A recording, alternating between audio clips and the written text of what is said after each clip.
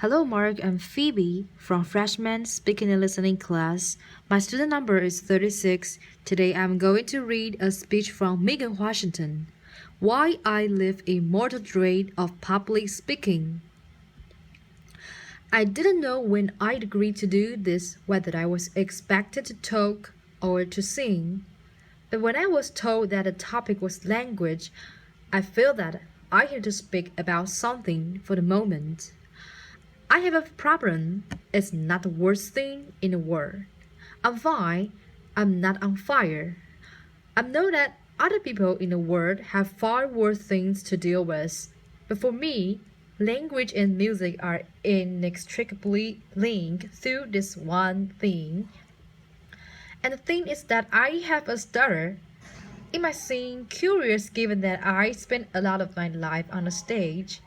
One would assume that I'm comfortable in the public sphere and comfortable here speaking to you guys. But the truth is that I've spent my life up until this point, and including this point, living in mortal dread of public speaking, public singing, whole different thing, laughter. But we'll get to that in a moment. I've never really talked about it before so explicitly. I think that that's because I've always lived in hope that when I was a grown up, I wouldn't have one. I sort of live with this idea that when I'm grown, I have learned to speak French. And when I'm grown, I've learned how to manage my money. And when I'm grown, I won't have a stutter. And then I'll be able to public speaking and maybe be the prime minister and anything's possible. And laughter. So I can't talk about it now because I've reached this point where I think I'm 28. I'm pretty sure that I'm grown now. Laughter. And I'm an adult woman who spent her life as a performer with a speech impediment. So I may as well come clean about it. There are some interesting angles to having a stutter. For me, the worst thing that can happen is meeting another stutterer. Laughter. This happened to me in Hamburg when this guy we met and he said, "Hello, my name's Joe." And I say, "Oh, hello, my name's Mac." Imagine my horror when I realized he thought I was making fun of him. Laughter. People think I'm drunk all the time.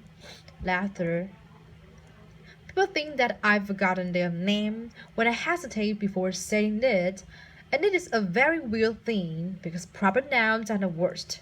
If I'm going to use the word Wednesday in a sentence and I'm coming out to the word and I can feel that I'm going to stutter or something, I can change the word to tomorrow or the day after Tuesday or something else. It's clunky, but you can't get away with it.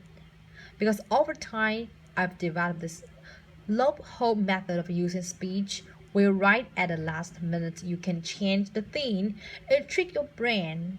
But with people's names, you can't change them. You change the thing and you trick your brain, but with people's names, you can't change them. Laughter.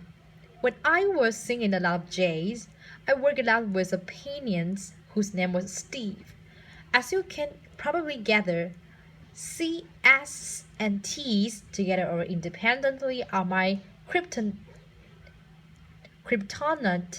but I would have to introduce the band over this rolling ramp. And when I got around to Steve, I would often find myself stuck on the and it was a bit awkward and uncomfortable and it totally killed the vibe. So after a few instances of this, Steve happily became Steve and we got through it that way. Laughter.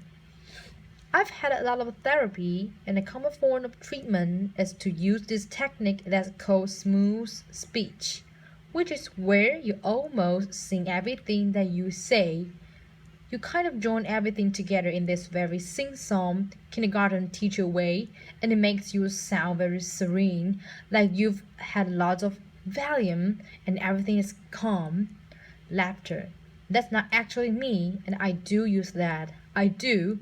I use it when I have to be on panel shows, or when I have to do radio interviews, when the economy of airtime is paramount.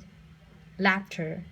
I get through it that way for my job, but as an artist who feels that their work is based solely on the platform of honesty and being real, that feels often like cheating. Which is why, before I sing, I wanted to tell you what singing means to me. It's more than making nice sounds, and it's more than making nice songs. It's more than feeling known or understood. It's more than making you feel the things that I felt. It's not about mythology or mythologizing myself to you. Somehow, through some miraculous synaptic function of the human brain, it's impossible to stutter when you sing. And when I was younger, there was a method of treatment that worked very well for me, singing.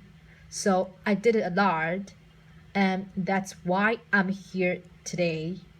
Applause. Thank you. Singing for me is a sweet relief. It is the only time when I feel fluent.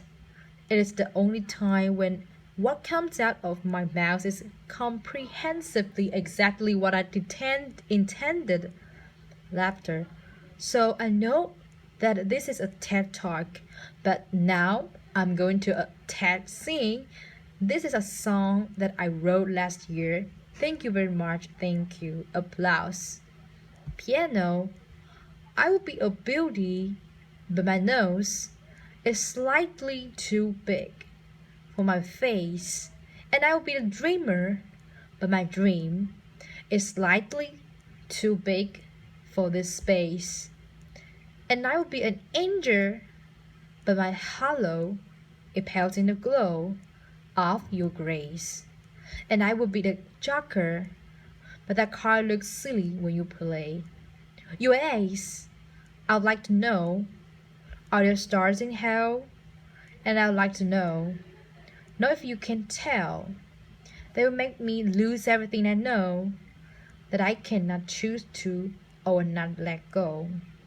And I'll stay forever, but my home is slightly too far from this place.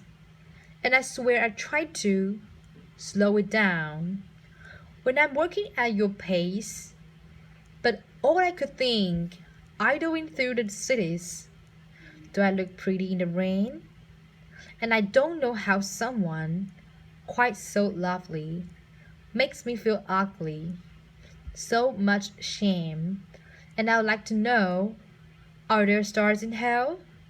And I would like to know if you can tell. They'll make me lose everything I know that I cannot choose to or not let go. Thank you very much. Applause.